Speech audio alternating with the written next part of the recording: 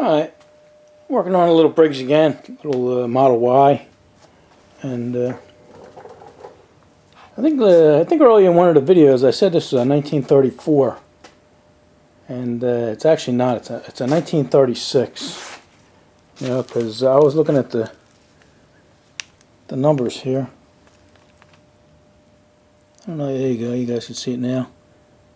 But the first time I went by the type, you know, and I thought that was a serial number up there, because this was all covered with rust and dirt and crud, and I don't think I have my glasses on. But there's a serial number down there. It's actually still pretty tough to see, but yeah, I ran the numbers, and it turns out to be a 1936, made in July of 36. So sorry for the confusion. Alright, I've been working on this thing for about 2 hours now, just cleaning it, scraping and cleaning it. You know, because all of this here is laundry detergent, you know, probably lye or something. But I got most of it cleaned up. You know, I got almost 3 sides done, but the back side here I still have to do this. This one's still a little bit funky, but a lot of work there. Alright, I'm gonna keep scraping. I'll probably about an hour and a half scraping on this thing, so I'm gonna do that, and then we'll get back to you and we'll do something with it.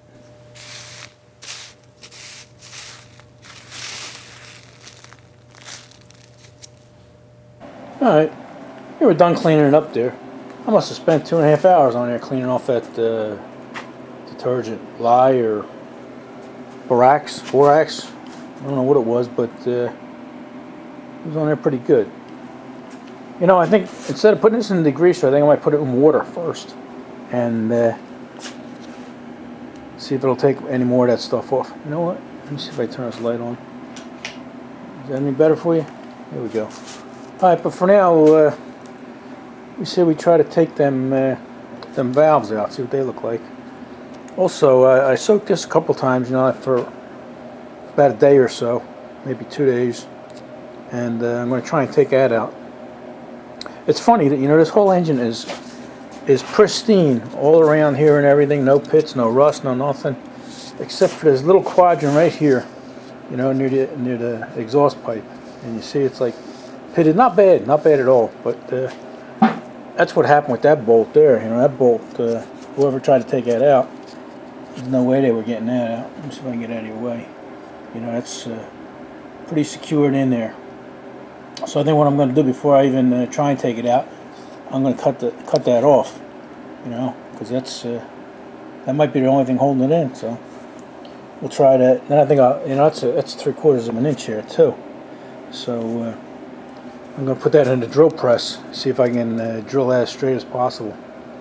So for now, I'm going to put these in the tripod, and we'll try and get these valves out. You're probably wondering why this breather, this air breather for the crankcase, is still on there. Because, you know, it's bent. It probably got bent in shipping, but I can't get it out. You know, and I tried to get it out. You know, I didn't want to crush it or make it worse than it was, and had a big pair of channel locks on there and everything, and that's just on there really good. They even straightened it a little bit, you know, so I thought maybe the way it was bent was holding it in, but it's not. So I might just have to leave that in there and work around it, but that's no big deal.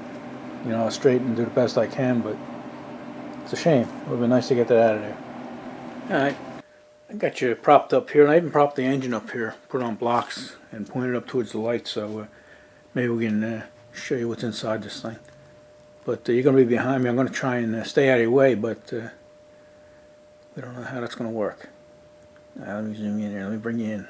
Whoa! There we go. Almost looked like it was that a little blurry there. Alright, we'll try that. Alright, let's see what we got here. Mind your way? I don't think so.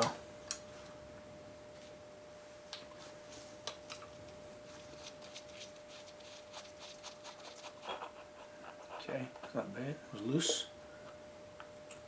A little grab there. Huh. Oh, that's interesting. Whoever made the gasket just covered everything up. We're going to replace this so it don't matter if we mess it up.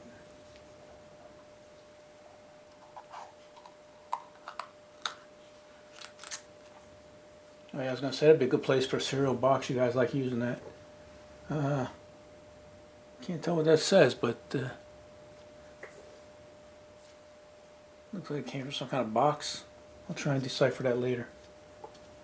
Okay. Now with these, you want to try and turn it so you can see the pin.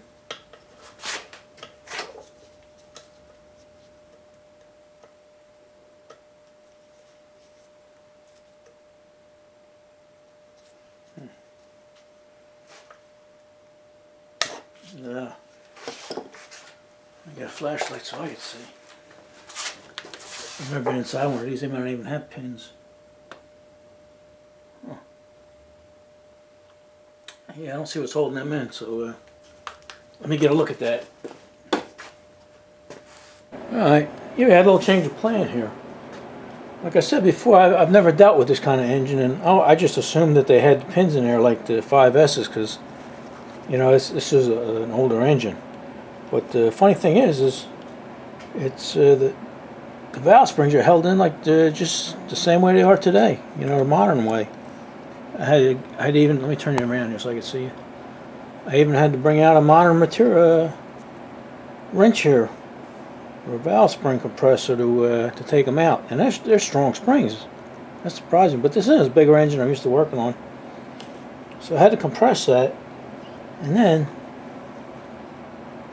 down here, what holds them on is these little collars. You see that? Just like on the BRIGGS engines of today.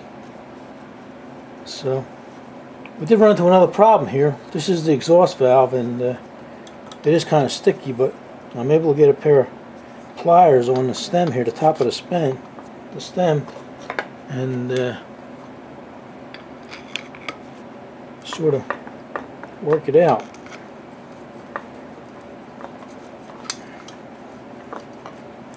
Alright, let me dick around with this and then I'll turn you back on. It's coming out, but it's a slow procedure here. Alright, we'll try and do the intake here.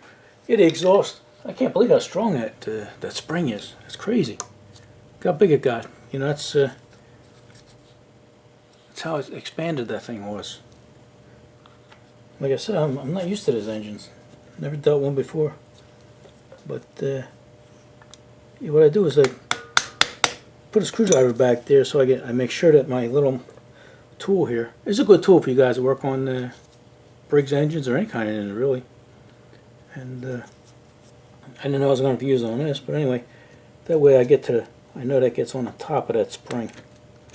Let me just shove it on there, turn this little handle. I'll try and stay out of your way there. Sorry about that. And that'll compress that spring.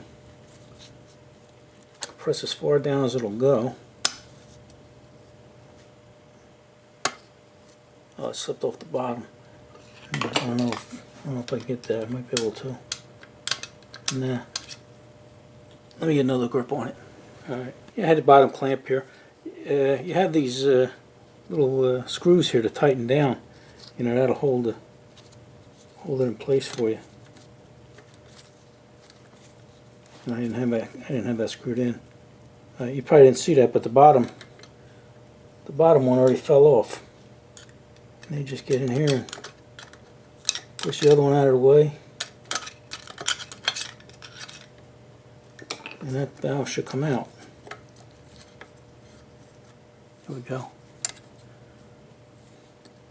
Much easier. Yeah, well, you need the right tools.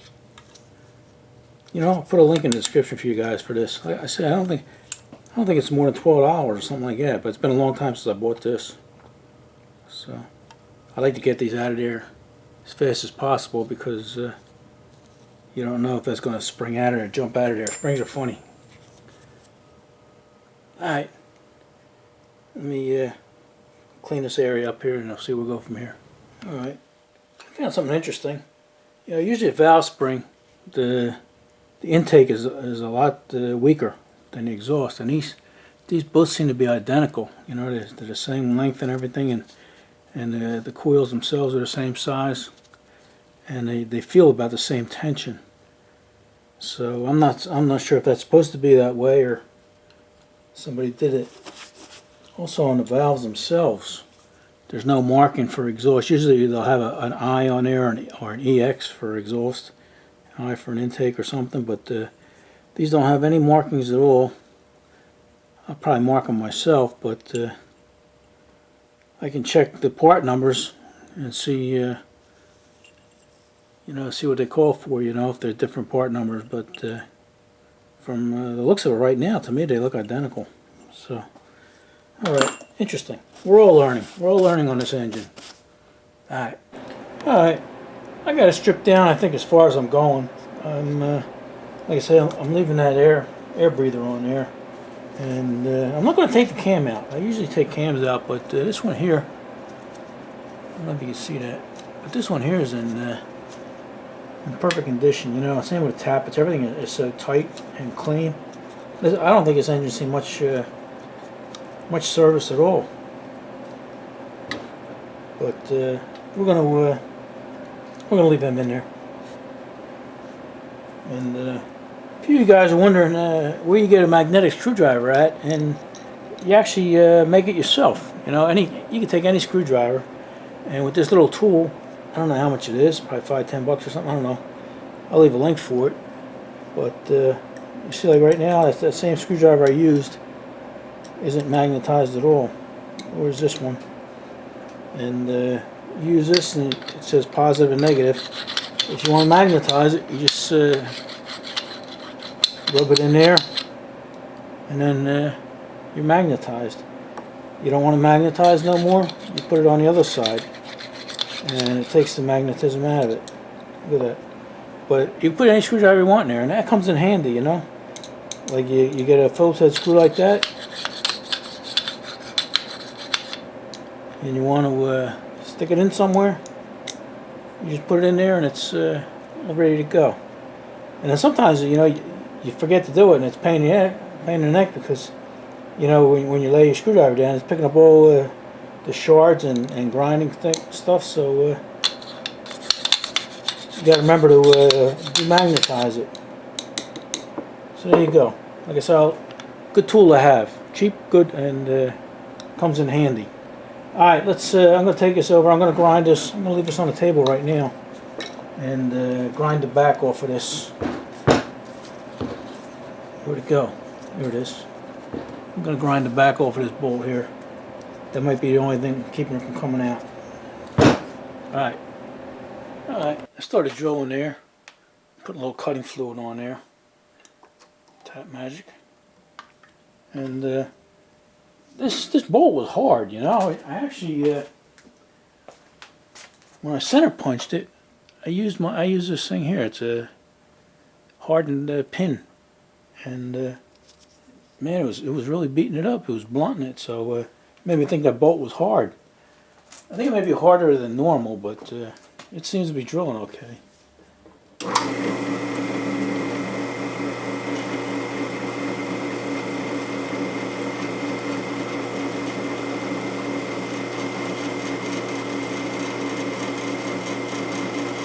Going slow though.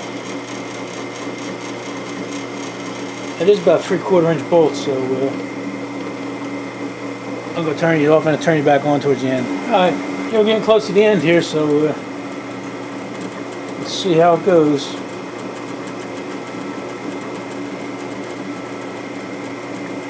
Just felt it pop through.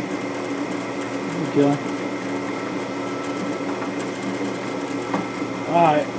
Let me clean this up and we'll turn it over. Hopefully it came through the center on the back side, because you know, a drill press, especially this one, I wouldn't exactly call them precision machines. So you know, it depends on how your plate is and everything like that. So hopefully it went down the center of that. I'll see you guys over the bench. Alright, yeah, it looks pretty good. Matter of fact, I think over here, get a little more light on it. I just barely touched the threads, which is fine. But let's turn it over and see what it looks like on the bottom. I'm trying to do this with one hand. Alright. Yeah, you see on the bottom, it's not even close to the center of that bolt. But I didn't hit the threads that bad, so just grazed them, just to let you know they're there. So that's good. Alright, let's go over the vise and see if we can get that bolt out. Let's try this. I'm going to try it without heating it up. I'm not crazy about heating cast iron up. But let's try this spiral one first.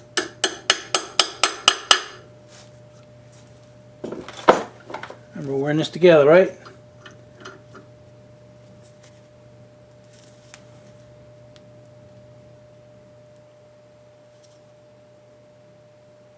I'm not feeling nothing. Last thing you want to do is snap one of these off in there.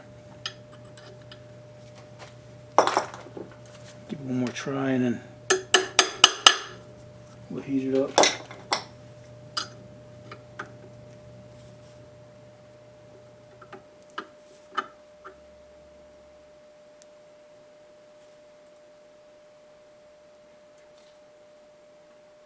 Yeah, I'm not feeling nothing.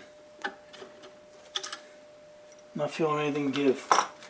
Let's try the square one before we heat it up.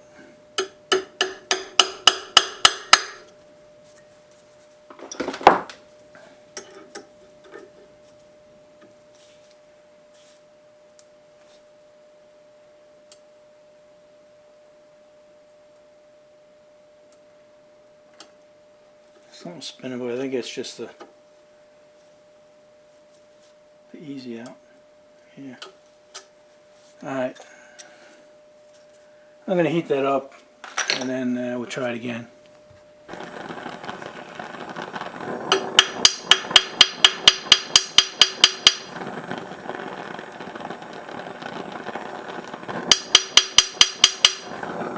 Alright, yeah, I put it easy out in there and tried to get it out and wasn't working. So now I've got a chisel on here and it's probably just the top of this bolt, but yeah.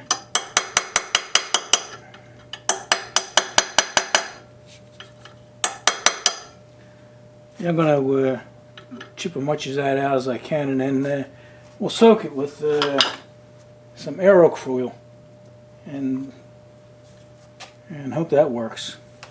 Well, some of them are easy, some of them aren't. Alright, I'm going to continue to dick around with this, and I'll turn this back on when we make any progress. Alright, yeah, I tried heating that up again, and still no success. So I went in, had some dinner, and before I went in, I put this little piece of paper towel in here and soaked it with aerocruyl. And I'm not having too much success with this. So I think what I'm going to do is I might plug the bottom of it with a piece of plastic or a dowel, wooden dowel or something, and then fill that hole with aerocruyl and let it sit overnight. And hope for the best. And if not, then I don't know. Might have to drill it and retap it. We'll see. Alright, let me plug that up and then fill it. Alright. Yeah, I put a little wooden plug in that thing, and now I'm going to fill it with aerocruyl. Turn it upside down here. Right side up. Yeah, usually if you can't get it out with heat, it's not coming out. So, you know, 50-50 acetone and transmission fluid or aerocruyl, you know. If none of this stuff works, I'm gonna fill that up, and then I'll keep checking on it, and you know, I'm gonna keep that full for maybe a day or two. And if I can't get it out, then you know what I did also, I didn't mention it, but I drilled it another size bigger than it was, so hoping I was gonna touch the threads a little better. That's why I'm putting it in the hole here. You know, you're probably saying to yourself, why are you putting it in a hole? You can't get the, it's not gonna touch anything, but it is. It's going to hit the threads. And if that don't work, then I'm just going to drill it out and tap it. And we'll call it good. Because you got to remember, I mean, this head was being held on with 5 bolts instead of 6. So whatever we do is better than it was.